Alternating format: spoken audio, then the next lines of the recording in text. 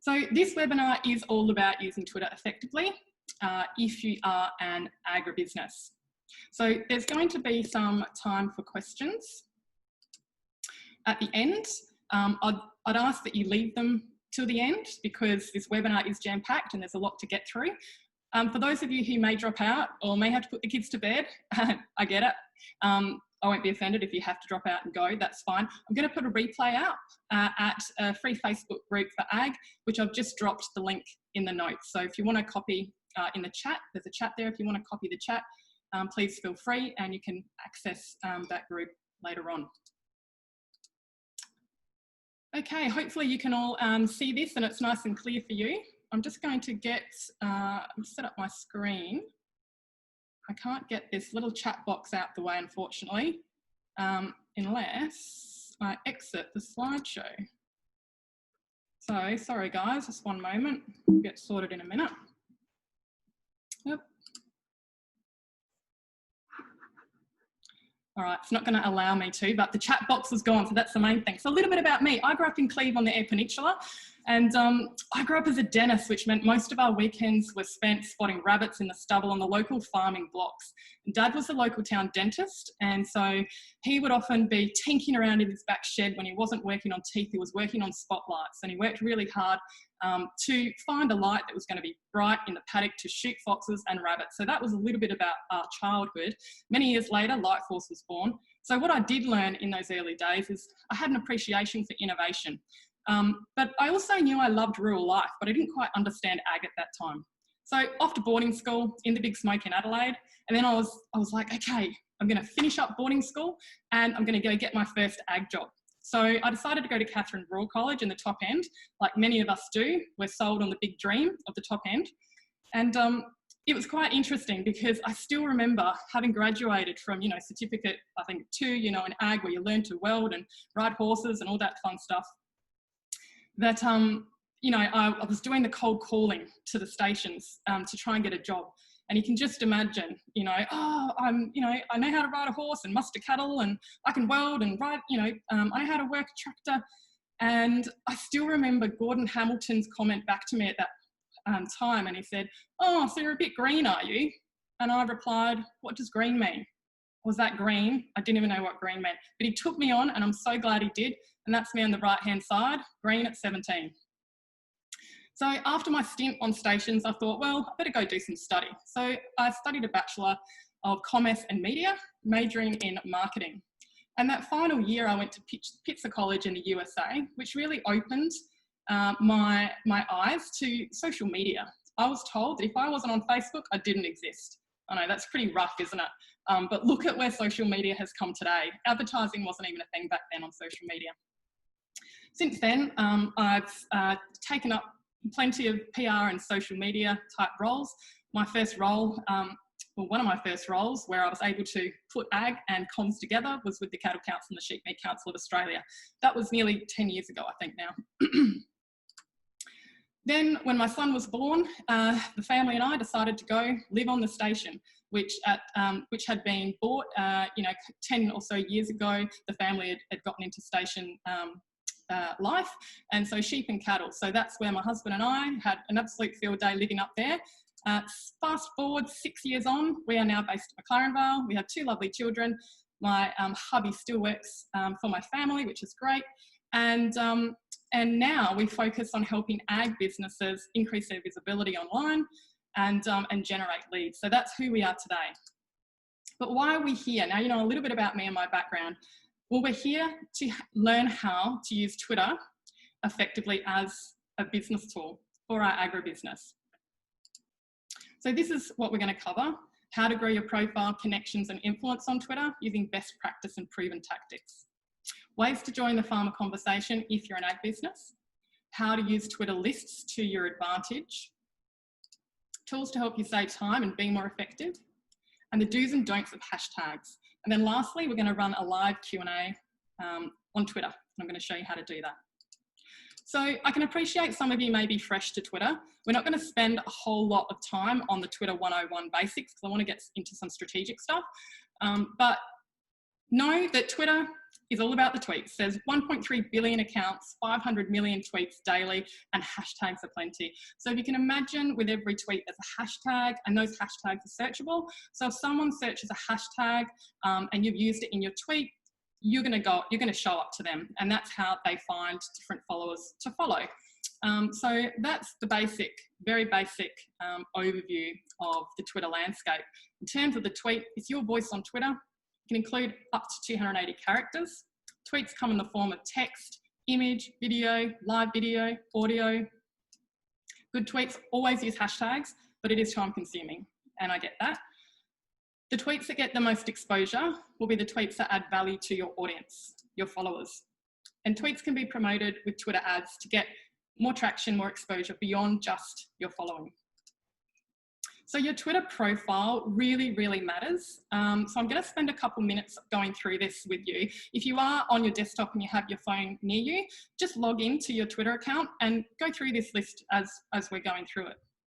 So your Twitter bio is what people look at to really decide if they're going to follow you or not, right? So when the first thing they do to decide that is they check out your profile, and it's your elevator pitch, and you've got 160 characters or less to make it. So you want to make it count.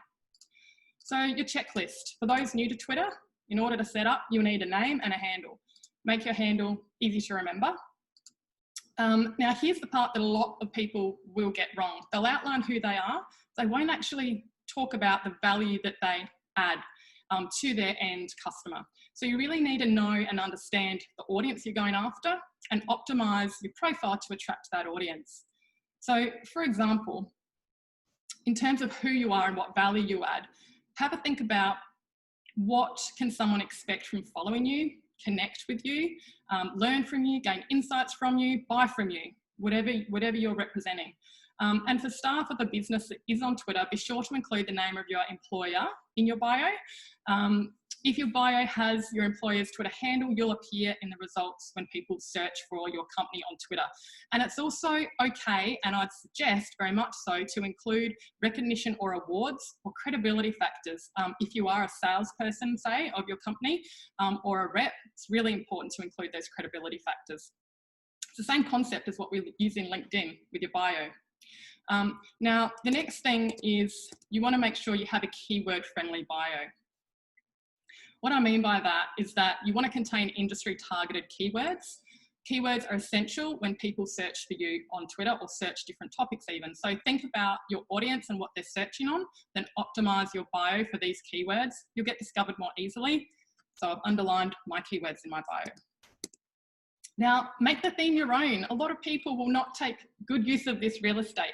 Customize it to reflect your brand and to really resonate with the people that you care about. Think about visually how you can do that.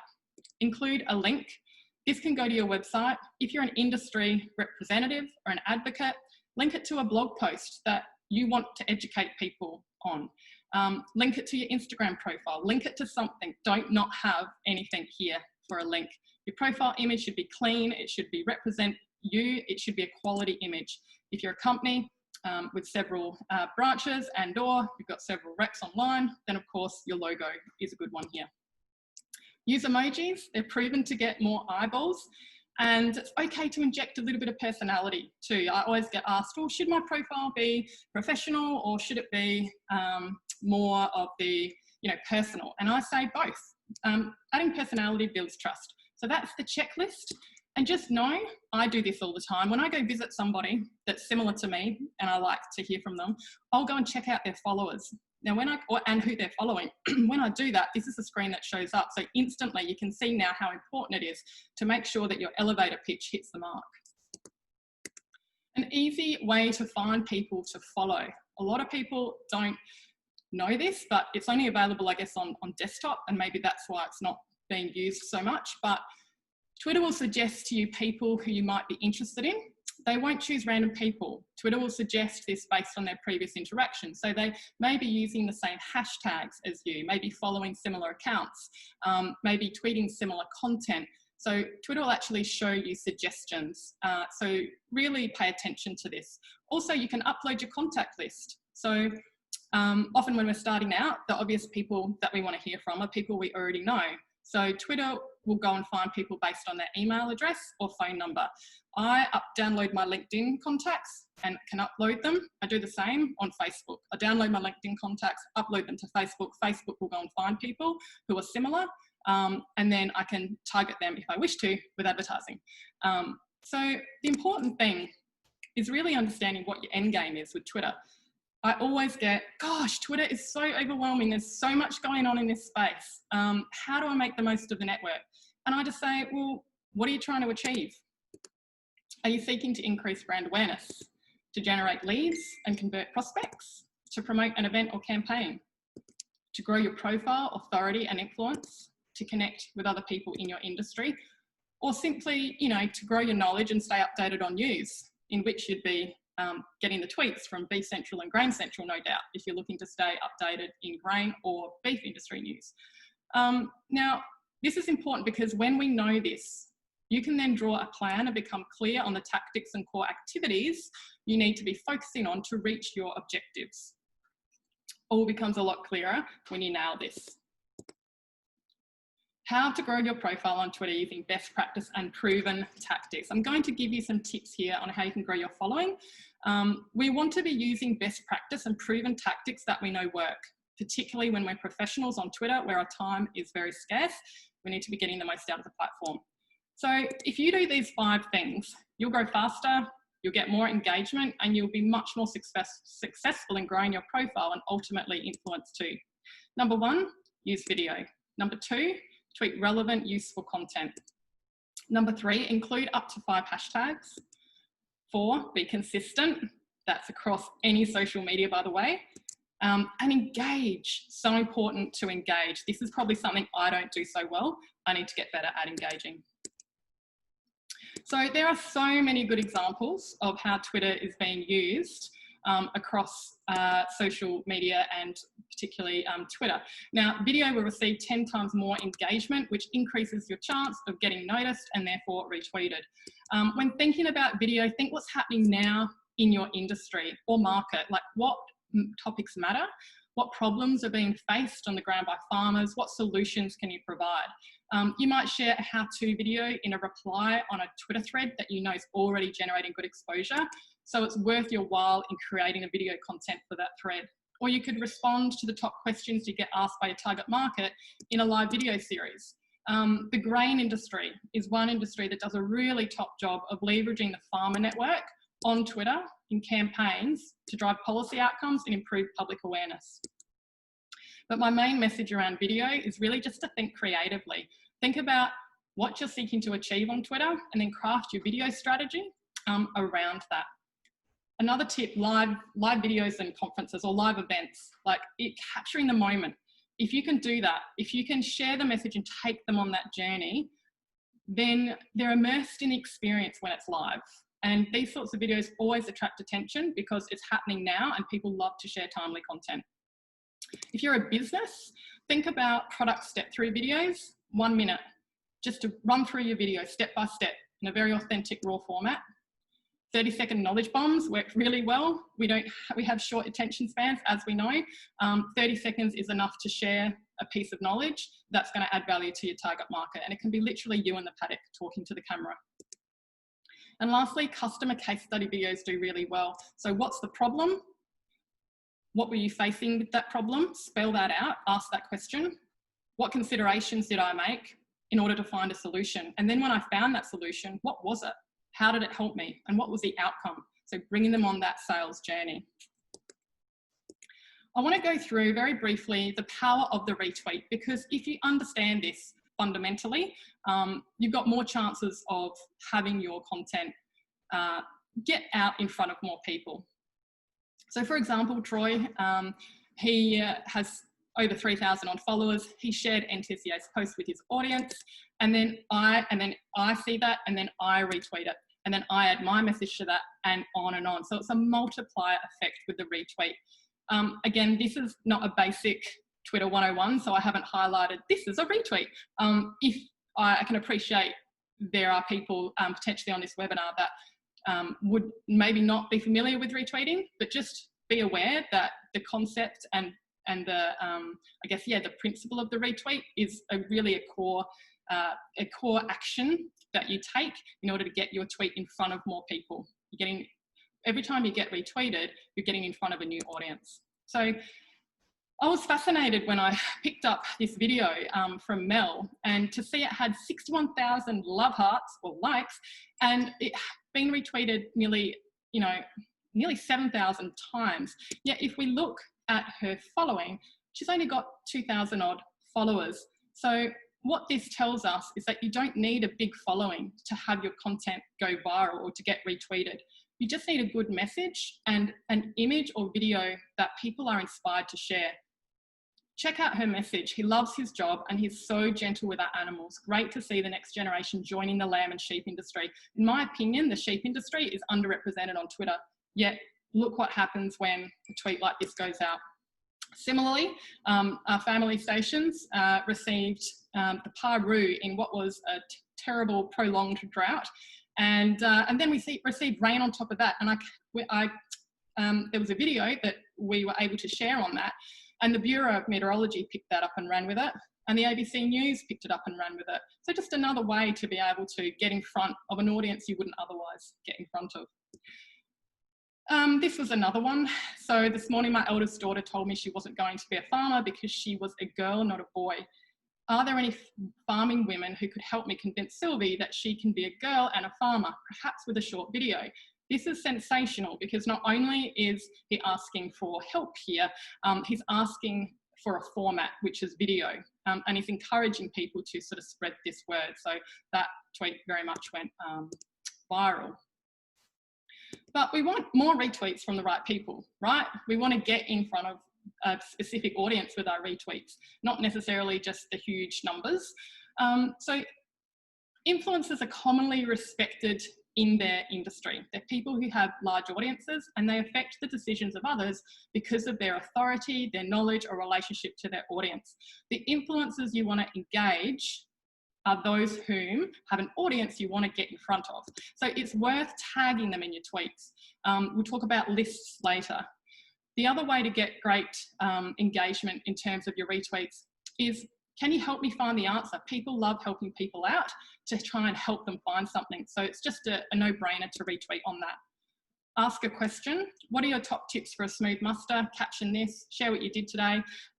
There's a myriad of examples we could go through with that. Share a point of view. The cattle industry does this really well, and particularly farmers too. It can be really powerful, just simply having a viewpoint on a topic of interest or a media article and putting that out there is a really great way to get retweets. From the right audience, of course. Tweet about what's happening at an event. We talked about the real-time value of marketing. People like to retweet what's happening live right now.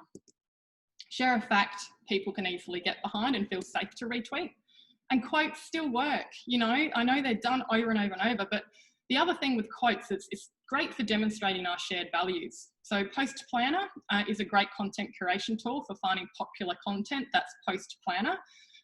So basically you can find content that's already getting legs, and now you're sharing content you know will get retweets because it's already starting to get retweeted around social media. So it's already proven popular. Quotes as well, they just let people know what you believe in. And the last one sounds simple, but we don't often do it, is ask for the retweet, but be clever with how you do it. Retweet if you agree. Retweet if you've been here before. Retweet if you know someone who needs to hear this. So this was a video that I just want to share very briefly. I don't think Matt knows that he's featuring in this webinar, but this is a video I took with him at the NTCA conference. To get onto Twitter and start engaging in Facebook, so there was a little bit of reluctance maybe at the start, but I see so many benefits of it now, especially probably on Twitter with me. With Twitter, I use that on a daily basis, and for me it's a real two-way street. So it allows me, I do stories every day, it allows me to get those stories and push them out there to an audience, potentially different audience radio than I normally do. Also allows me to follow interesting people, follow people in the industry, primary industries around the north. And it allows me sometimes to access stories that I just reckon I would have never have gotten. So journalists, such a powerful they play such a powerful role in our retweets. Build your relationships with the local journalists, get retweeted, and your news goes further, your exposure goes further too. So very briefly, the do's and don'ts of hashtags. Include up to 5 hashtags in each tweet. Match the hashtag with the content. Search and use trending hashtags. Great marketers have found a lot of success in using real-time marketing, which is the idea, again, that you include something topical. So it works really well with live events, but something that's trending in your social media posts. If you include this, it'll help to increase the overall reach. You also want to identify up to 3 unique branded hashtags to you. So for me, that's Right Social, you know, Twitter for agribusiness, Twitter marketing for ag. Unique branded hashtags are for when you want to position yourself or your business as an authority on a topic of interest in your niche. So you want to identify what those hashtags are. Before you settle on a hashtag, make sure you search it on Twitter. You don't want to have that hashtag be used by someone else repetitively or in a negative context. So just do your homework there. Don't mishmash your hashtags. Don't make hashtags too long, and don't overcrowd your tweet. It's hard to read if you put a heap of hashtags. That's why I say 5. Okay, so into the next beefier part of the presentation, which the number 1 question, right, I get asked in my role, helping agribusinesses with their social media marketing, is how do we join the tight-knit farmer conversation? How do we interact with farmers and grow business from our activity when we're not a farmer? Well, I say that, but in order to really answer that question, we need to understand why farmers are on Twitter and how they use the platform. So let's meet one of them. Let's meet Sam. Sam is 36 years old, manager of a mixed farm operation in the upper southeast of South Australia. He's got 2,000 acres mixed cropping. He does a bit of silage and hay production. Medium rainfall, he runs crossbred ewes, trades and steers, and he practices rotational grazing. He's also a member of his local CFS, and he's done a couple of RCS grazing courses, which has placed him in a local benchmarking group. So he likes to keep ahead in that space. He's a hard worker. He manages the day-to-day running of the farm. He sees farming as his future. Sam also appreciates time off the farm though too. He's involved in his local footy club, and his wife works at the local bakery. And they're due for their first child in November. So Sam's a bit of a larrikin, and as you can appreciate, there's some pretty spirited characters when it comes to Twitter, particularly in the farming community. So how does Sam start his day? Well, he wakes up, puts the kettle on, checks for messages on his phone. There's a couple of tweet notifications there, a couple of emails. He says, oh, well, I'll wait till I get to the office later this evening to do the emails.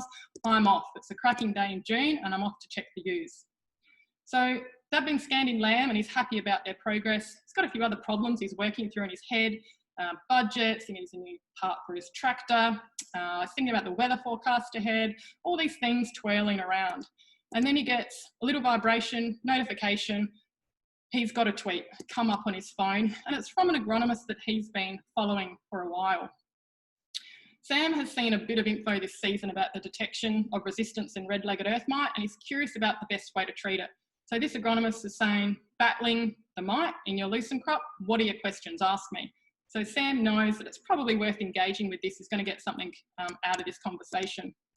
So he replies, and my little video, I hope, is not blocking my screen right now. So hopefully you can read this, because I actually need to read the screen to remember what is actually on here too. But he replies, how can I monitor this mite? And the agronomist jumps in and says, check for mites on the ground and also check for plant and leaf damage. Thanks, Sam says. Great. You know, when's the best time to spray? And the agronomist says, well, it depends on the weather. You know, if the feed is the main consideration, you might need to be thinking about spraying at the right time, for example, on multiple hatchings. Then he adds, be sure to be checking your paddocks daily. Also check this resource when you get a chance. I think it'll help. Now, the agronomist has provided a link to his website in this conversation. If this agronomist is smart, he will have the Twitter tag installed so that when Sam is next scrolling his Twitter feed, he'll be served a message promoting the upcoming pasture management event in the local region, because that's the agronomist's end goal. He knows that. He's got his objective set.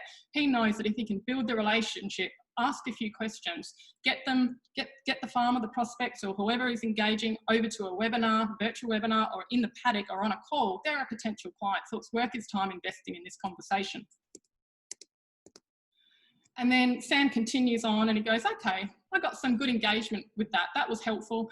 I'm going to tag my friends and we'll continue the conversation. I'll check back in this afternoon.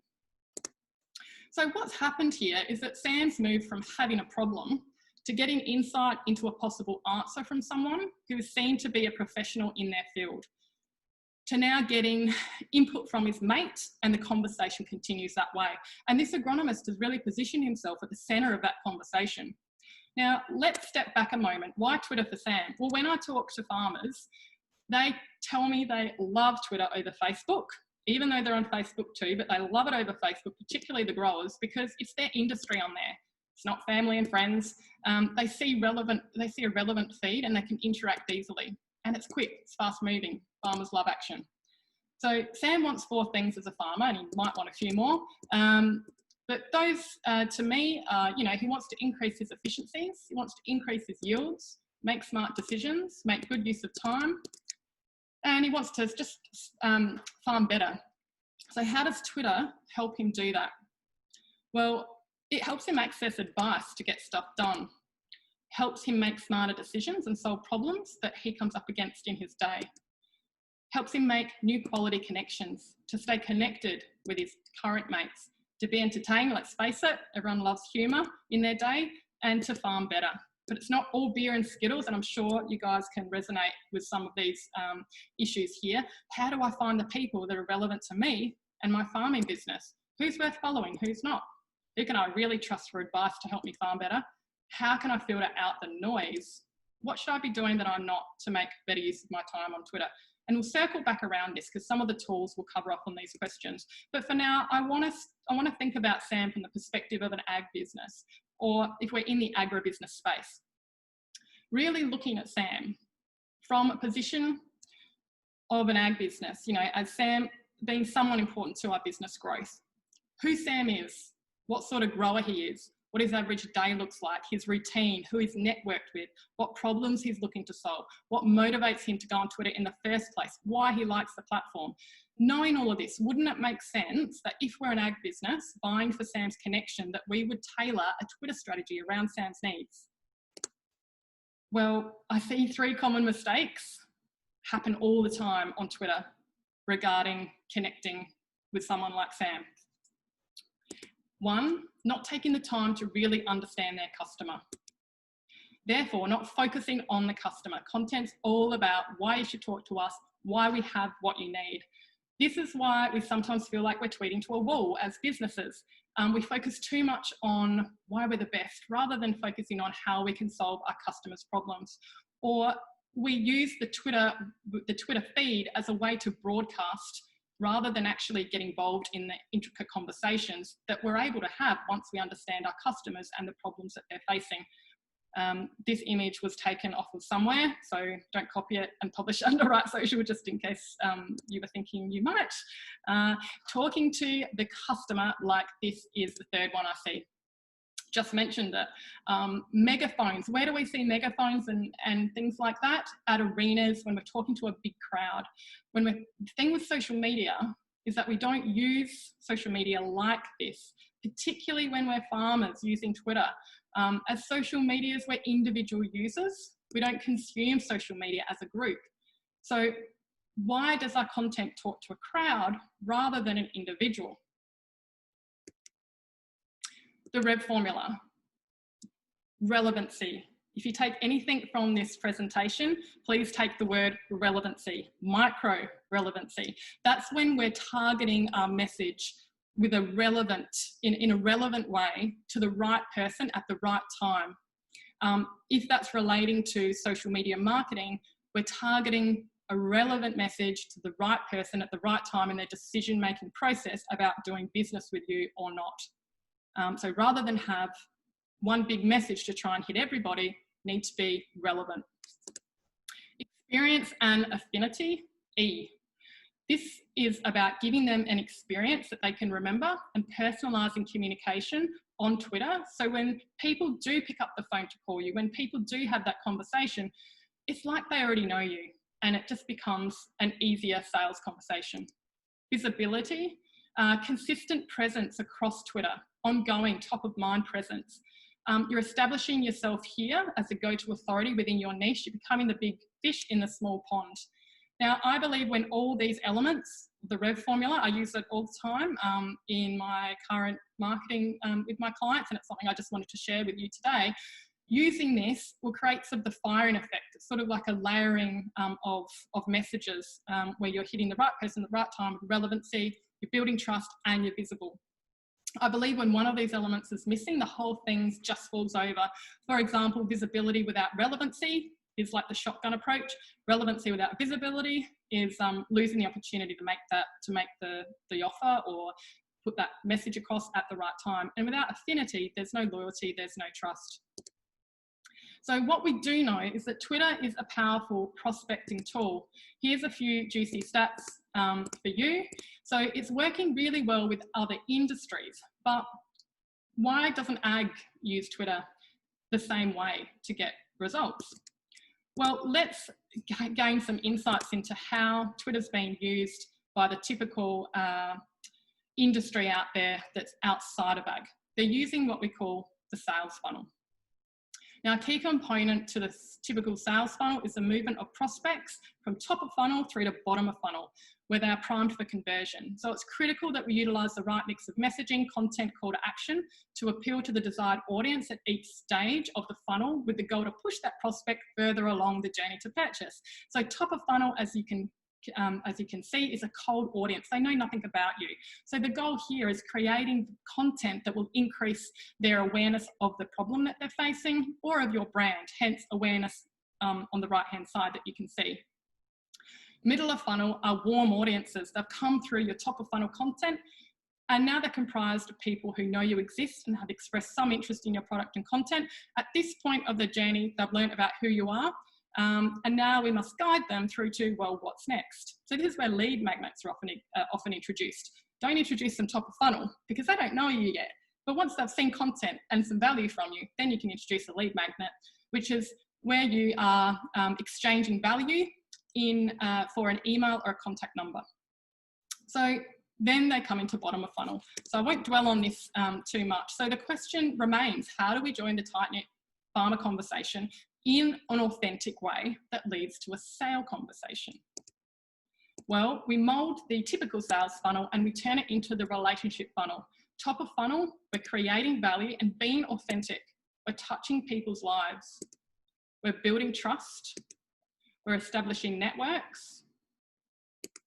We're fostering relationships. We're growing our influence and authority. Bottom of funnel, now having productive conversations that lead to business interest. It's all about relationships on Twitter. Why some ag businesses thrive to generate leads from Twitter and others don't, in my opinion, is because they create content that makes the lives of their customer easier. They understand who they're talking to, the fans. This creates trust. It builds relevant connections, it keeps them top of mind, and now they're more tuned in to know when to ask their customer to take the next step to sale. So what are some tactics to making the relationship funnel work for you? I can't give you, would be here for 3 hours trying to cover everything. So I'm trying to give you a little bit for you to be able to take away and apply to your own ag business. Well, my recommendation is for having the relationship funnel work to you with some tactical tips. Generate 70% of tweets on your feed that offer just pure great content that builds trust and authority. Don't ask them to do anything. The other 30% of tweets can lead to a direct call to action. Visit the website, give me a call, check out my product. On top of this, enter the conversation already happening among your target audience by monitoring the keywords relevant to your brand. Build strategic lists of prospects and develop relationships more easily using Twitter lists. So you can create a list of your maybe, say top 30, 40 prospects. And for 5 minutes a day, you can build those relationships with those people on this list by seeing what they're up to, because we'll go through lists in more detail in a minute. but you're able to retweet and reply and engage and really focus in on a core group of people that are important to your business. Cuts out the noise, and now you're focusing on building relationships with the right people. And if you really want to get smart, you can serve them a tailored ad, ensuring your message hits the right person at the right time in their relationship with you. Now, if you're interested in seeing what the competition are up to, or you're stuck for ad ideas, Twitter has what we call their transparency tool, and Facebook has one of these as well. You can actually go in and visit any account and look at all the ads promoted in the last 7 days. Very informative. But relationships, the conversation is the relationship. Relationships in ag lead to business. Without the relationship, there is no business. I'll also say here, we'll talk about this in a minute, but if our end game as an industry is to strengthen our social license to operate, well, we do this through building authentic relationships with those around us to generate that interest in what we do and why. If it's to generate profit, and when it comes to doing business in ag, profit starts with a relationship. As business owners or brands, we can tweet all we like, we can offer this good organic content, but if we're not also working to build the relationship through targeting people that we actually want to make the effort and going after and actually creating that conversation, like the agronomist did, he's either creating the conversation or he's engaging other people or he's listing out for keywords on Twitter in order to jump in and offer his advice, then it's not very common that that's going to lead to a sale or generate leads. It's not enough just to have, a feed, basically. If you're an ag business looking to generate leads and sales off Twitter, that is. So we're going to go we're just going to go briefly now through some tools that's relevant to the relationship funnel. So tools for brand listening. How often does this happen? Okay, so Sam's pulled up again, and another Sam. You guys might know this guy. I sort of don't, so I could have picked a bit of a random here, but he's tweeted, not sure who put the post up about these during seeding, but I bought one straight away. Most used toolbox in the toolbox now. How, compelling, right? Sam wants to open this tweet. He's got good things to say. He wants to learn more. So this is the tool. So I'm talking about Sam A now. So Sam A jumps on and he's looking and going, okay, well, let's check him out. He's a farmer from the Arthur River in WA, living the dream. Interesting. What sort of content does he tweet? Okay, I can see he's tweeting about farmer well-being. He's interested in what's happening across the regions. He seems like a pretty decent guy. Let's go into the thread. Excuse me. I'm interested in this tool. What are other people saying about it? Someone said, where did you buy it from, Sam? And Sam's replied, Blackwoods, mate, $50. What oil do you run it in, Sam? A little advice from Plant Mechanic. So people are coming in and offering their advice. Bosses will be buying one next week. Bought a similar thing last year. Be careful with angles on grease nipples. So a few other contradictory pieces of advice. But all this is happening right now on Twitter about a brand that's not even on Twitter. So when you go to the Blackwoods website, they're not on Twitter. So hundreds of these conversations are happening like this every day, and they're driven by farmers sharing their situations, outlining their problems and searching for solutions. So where's Blackwood in this conversation? I think we should be having an ear out to these conversations. It's a really quick win in how we can organically join that conversation, not by pushing our product in, but providing advice and knowledge that can help build that relationship and help them see us as valuable people to their business future. So the most common used and robust keyword search tool for social media, for me, is Google Alerts. I know you're probably wanting something more robust here, but the ones you pay for, they're the ones that will deliver more specific results. But the free one that I go to, Google Alerts. The other one is Social Mention. Social Mention is a real-time social media search and analysis tool. You simply type in your keyword, it's free to use, and it will bring up where you're mentioned on the web. What matters if you are setting up social listing for your business and brand, you want to decide on the topics that you want to monitor. So think about the common keywords that circle around in your industry, list them out. Your brand name, product name, slogan, spokespeople, your branded hashtags, competitor products, events, usernames. Often people will misspell, so make sure you make abbreviations on searches too. Tools for building relationships. Now, we mentioned lists. What are they? Lists are the hidden weapon of Twitter, in my opinion. They combine tweets from multiple accounts into a single consumption experience. So we talked about lists for prospecting. Add prospects to the list from within the app. Engage with them. Download that list, upload it, target them in advertising. The summary of lists and what they can do gives you a running view of tweets from people you are interested in. Lists help you build connections faster. Snapshot of quality content to retweet without scrolling the home feed. On Twitter, you can create your own list or subscribe to a list. You can make this list public or private. And you can promote your list.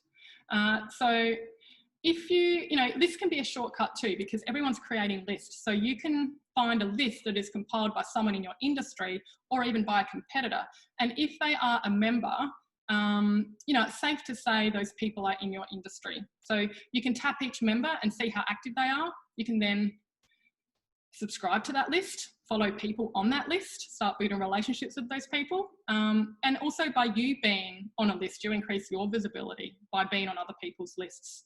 You can also start your own list and be a thought leader. It's going to make a bit more sense now when I actually show you the back end of lists, which is pretty much very simple on your phone in the Twitter dashboard. But when you're thinking about creating lists, we've talked about putting your ideal customers on there, or farmers who want to engage, or influencers.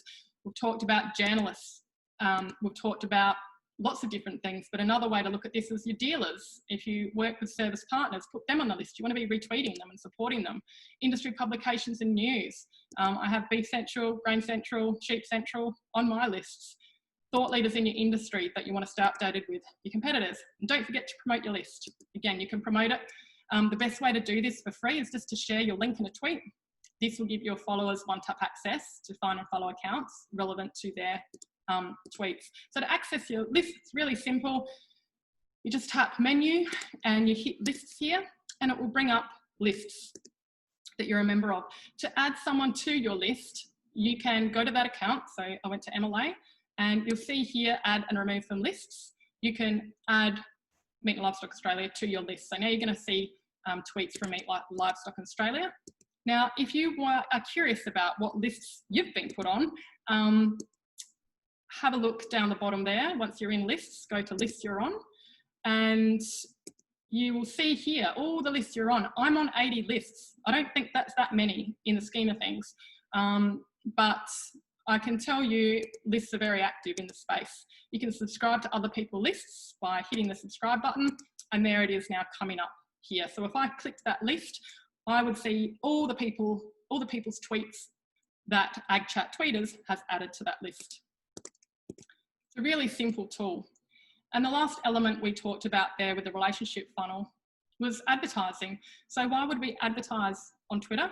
Well, it's just simple. It's serving the right message at the right time to your prospects. So you're not just building the relationship, you're now bringing them to that sale. I'm not going to go through a lot with advertising because there's a lot to it, but I will just give you a very quick outline. There's promoted tweets, there's promoted accounts, there's promoted moments in Twitter promote mode. So these are the types of advertising you can do on Twitter. Now, with promoted tweets, basically the objective is to reach a wider group of users or spark engagement from their existing follower base. Promoted accounts, it's like a follower campaign. You want to grow your followers on your account. Promoted moments is like Twitter story ads, and Twitter moments can be created on desktop and are basically a curation collection of similar tweets that tell a story. So this is cool because it actually means that your brand can also share Twitter story ads that are longer than 280 characters. So you're no longer limited to the 280 characters.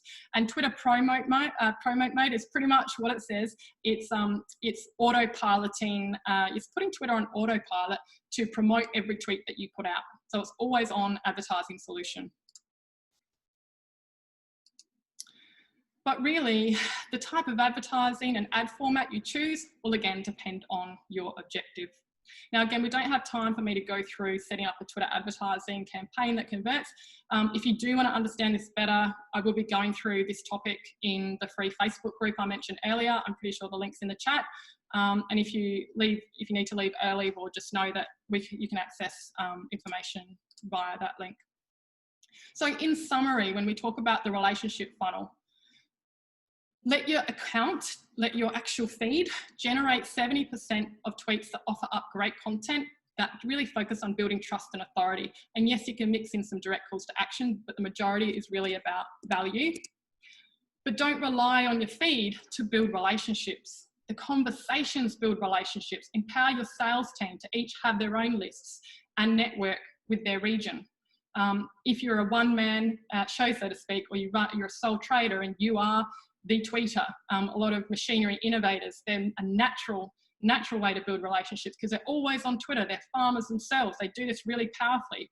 And their generation of tweets that add value are pure knowledge bombs, basically. And they don't necessarily engage in advertising because they're just so active. But for those of us who can't be personally on Twitter 24/7, building these relationships day in, day out, lists are a really great way. Spend 5 minutes a day. And then, of course, you can support this with advertising to generate the leads. So you're no longer having to focus so much on that relationship entering that sales conversation. You're letting the advertising do that for you. And of course, always use brand listening tools to enter relevant conversations and offer the solutions. Now, sometimes, I don't know about you, but I feel like this. I want to cut out the noise. I want to follow people who are relevant to me on Twitter, and I want to lead a more productive life. There are some tools that can help you do this. Now, I'm conscious that it's 10 to 8, so I'm going to whiz through the tools quite quickly because I'd really like to also get into our live Q&A, and I think that's going to be a really great segment. So I'll just sort of spin through this a bit faster than I would usually. A great tool, Manage Filter, is a really good one if you want to find people relevant to you and clean up your account. So last year, Twitter reached out to a heap of the tools on the market and said automated following and unfollowing tools will no longer be permitted. So now all following and unfollowing needs to take place on Twitter directly. So when you're trying to build up your Twitter account, one of the best approaches is to follow people who are relevant to you. And we've already covered that, but sometimes they can be hard to follow. Yes, we can use hashtag searches. Yes, we can build lists. Yes, we can drill down into who's following who, but Manage Filter can really help you filter people by, well, you can filter by keywords, followers, bio, location. There's a lot of things that you can do, and it just helps you find people fast who are relevant to you. Source and publish timely news on the go. My pick is Buffer for that. It's in the app. There's an app version as well. Create professional visual content easily on the go. We're all busy people. If we don't have the luxury of having a social media management team or someone to help, Canva's a really good tool. I use that in my own agency. You can resize really easily. If you've got an Instagram post, which you can see here, you can pretty much tick the box on Twitter and it'll reformat for a Twitter post. If you're looking for influencers in your industry or looking to see what popular hashtags are going on a topic, check out TrendsMap, check out #HashtagifyMe, and also check out Mention App. All right, how to run a live Q&A on Twitter. Now, this is the fun bit because I want to be able to do this or demonstrate this by actually showing you how it can work. But first of all, let's cover off, well, why would we want to use a live Q&A? Well, it's a great way to attract engagement. It's a ripper of a way to demonstrate your knowledge. You're having a natural conversation with someone else and you're able to ask questions and receive answers. For those sole traders out there or professionals that really want to stamp your authority in a niche, run a weekly Q&A. Get the top questions, the burning questions on your customer's mind or the industry that is going around in the industry, and answer them. Put yourself out there and answer them. The opportunities are endless. Interview your customers, influencers in your industry, be the knowledge broker. The knowledge industry, the self-learning industry, I should say, is estimated to be worth $1 billion a day by 2025. People are so keen to crack into people's knowledge, where they're taking them on, A, gosh, this is where I am. B, that's where I want to go. This person's done it. How do I follow that journey? How do I get there? By being the knowledge broker, you don't have to be the expert, but what you're doing is you're tapping the expertise of someone else to bring the target audience who has that need a solution. So there's opportunities for everyone in this. And you can actually save the video and promote it. Now, a trend that's been going on quite a lot lately across all forms of social media is a concept of ask me anything. Particularly on LinkedIn, this is being used a lot and people just jump in, but mostly that's being used with people that already have authority in the market or they're classified as influencers. So when you go to start a live Q&A, it's very simple. First, you open Twitter, you click new tweet, you click the camera and select live, then you type in a description, and I recommend tagging your interviewee. Now, in terms of broadcasting, once a broadcaster can invite their viewers to join as guests, and the viewers of the live broadcast can request to join as a guest. So you could be on Twitter running this Q&A and you might have a request to pop up to say join chat. You can choose them, you can select and choose for them to join, or you can say, you know what, actually, no, I don't want you to join, and you can actually not join them up. So it's not everybody joins at the one open Q&A. You can have up to 3 guests can participate in a live broadcast at one time. On Twitter, I can only join guests with audio, but on Periscope, which is it's the powerhouse behind the video live streaming of Twitter, it can be a video chat. Just know that people can also comment on the video from Twitter and retweet it to their followers during the live. So then you're going to hit go live, and you will get a countdown timer. You want to make sure that this little fella here on the right-hand side has 2 faces. That opens other people to join your live video. Once they're watching, they'll request to join, and you can tap to add them. So guess what? We're going to go live now. Now, the reason why I want to take you through this process is that if you are on desktop, hopefully you have your phone spare. If you go to Great Australia and click, and I know this is Grain Central, but as an example, if you click the notification bell, you can choose to receive only tweets with live video. So if you've got your phone, I want you just to take a minute, I'll give you a second, to go across to Great Australia, because I'll be going live from that event. And what I want you to be able to see is what the live video looks like. So when you're doing it, you know what it will look like. Then I'm going to invite Dave McEwen, who's kindly offered his time tonight. He's the CEO of Grain Growers, and he's going to share a little bit of insights as to how they're using Twitter to engage farmers. So you won't see this live on the screen. I'll be doing it on my mobile, which is here, walking you through the process. But hopefully you've all now clicked only tweets with live video from me. So when I go live, you receive a notification. I'll ask you that you either retweet or comment. So then you will be able to see the power of how this all works. Okay, so hopefully Dave is with us here. So right now I've pre-prepared a message, and I'm going to copy that into my live tweet. So I've got my mobile here on a stand, and I'm hitting my camera button. I'm turning it to face me, and I could have done with a hairbrush or assistant tonight to tidy up the locks. And I'm now going to hit the live button. I'm entering my tweet, and I can't fit up to 5 hashtags. I'm going to leave it like that. It is saying my connection's poor, so we'll see how we go here. That's living in the Adelaide Hills for you. And it's actually saying connection too poor, which is not good news for me. So I've got 4 bars, it should be okay. Let me get out, let me just see if I can do it again. If I can't, that's okay. I won't have you holding here for too much longer. So I'm going to go new tweet, open my camera, click live, turn it around to face me, enter my description by pasting it in and tagging Dave. And now my connection's okay. So now I should be live. So right now you should be seeing me live at my Twitter account. So we are on a webinar right now. We're talking about agribusiness and Twitter. And I'm going to have Dave McEwen, the CEO of Grain Growers, join me shortly. And he's going to offer some interesting, I guess, insights into how they're leveraging Twitter to better engage with the farming community. Hello. Yeah, good evening, Heidi. Good evening. How are you, Dave? What's been happening in grain this week?